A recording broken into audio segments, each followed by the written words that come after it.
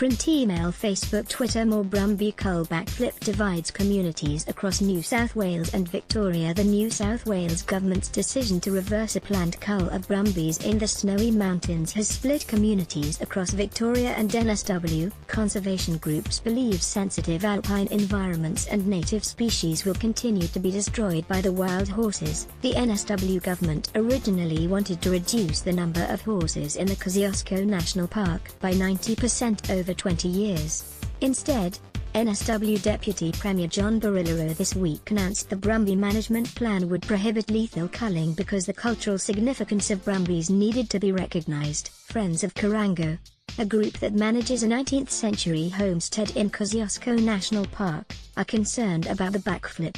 President Ian Dunn said the growing population of wild horses had destroyed Corango Creek and surrounding waterways. Up until 10 or 15 years ago we might never see a Brumby, and if we did see a few, they would bolt, he said. But in contrast, in 2016, when I came over the hill into Corango, their lounging and grazing around Corango Creek were between 100 to 150 Brumbies, and they didn't care about my presence. Mr. Dunn said the next day the creek was unrecognizable. Instead of a 2-meter wide creek, quite deep with green grass, was a gutter 15 meters wide worn down to the bedrock, he said. Nothing could live in it. Water is a grey-brown mush. The little creeks that flow into Corango Creek have been completely destroyed. They've just been trodden down completely, so all you'll find is an ooze of mud. There are also concerns the management plan could impact on the planned expansion of the Snowy Hydro scheme, which will draw on water from Dam Tangara Dam. This is going to have a dramatic effect on water quality for the new Snowy Hydro scheme, Mr. Dunn said.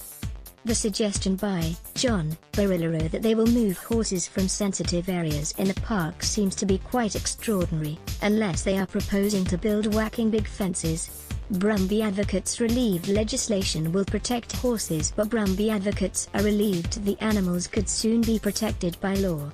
Mr. Barilaro flagged that the Brumby bill set to be introduced to Parliament would require that all future management plans for Kosciuszko National Park consider the cultural significance of the horses. Many advocates believe that other feral animals including pigs, goats and deer are a greater threat to the environment. Beryl Ryan, who runs a sheep and cattle property at Telbingo that backs onto Kosciuszko National Park and is a community spokesperson for the Australian Brumby Board, is glad the government has reversed plans to cull the horses. It's a sigh of relief. There's been a lot of people campaigning for a long time to get to this point, and it's just a huge relief that all the work is paying off, she said. I don't think the ecologists know what they are talking about, to be honest. They need to talk to the old people that used to live in the park who had snow leases, running cattle and sheep, hard-hooved animals, and the park was thriving, and look at it now. There are weeds and blackberries all through the park. I'm not saying that horses don't walk through streams and leave hoof prints, but they are not doing the damage that people say.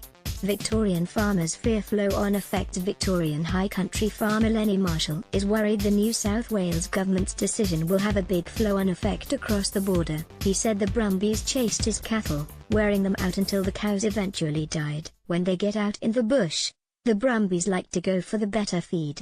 And what they'll do is they'll chase the cattle away from that feed and keep chasing them until they have no other option but usually to head for water, Mr. Marshall said. By the time the cattle are that worn out and stressed that if they don't get stuck in the mud, they usually just die in there.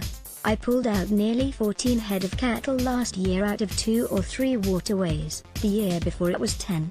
So if you add that up and multiply that by $1,500 to $1,800 a head, it adds up to a lot of money. Mr. Marshall said the Brumbies also damaged fencing across the area, leaving farmers with ongoing repair costs. Maybe if the government wants to keep their Brumbies, maybe what they need to do is look at tipping in a bit of money for the cost of fencing that the Brumbies knock down all the time, he said. Victoria set to announce own Brumby management plan. Parks Victoria is concerned the New South Wales approach does not address the full scale of the problem. Chief Conservation Scientist Mark Norman said the NSW government's backflip decision was disappointing. There's lots of pressures on our sensitive alpine environments and horses are one of them, Dr. Norman said. We do need to act to protect these special places. They're as unique as the Great Barrier Reef or the Amazon rainforest, and horses are having an impact and doing damage. Parks Victoria is proposing to triple the number of Brumbies it rehomes as part of its management of feral horses in the high country. The Victorian government is due to finalise its own management plan in coming weeks, which includes culls when horses cannot be rehomed. We're working to try and maximise the rehoming of animals and use passive trapping as much as possible, to just reduce the pressures, Dr. Norman said. In spots the pressures are so high it looks like a stampede of elephants have gone through. We need to work together to reduce these impacts. I hope they can find a way to protect these special places. Print, email, Facebook.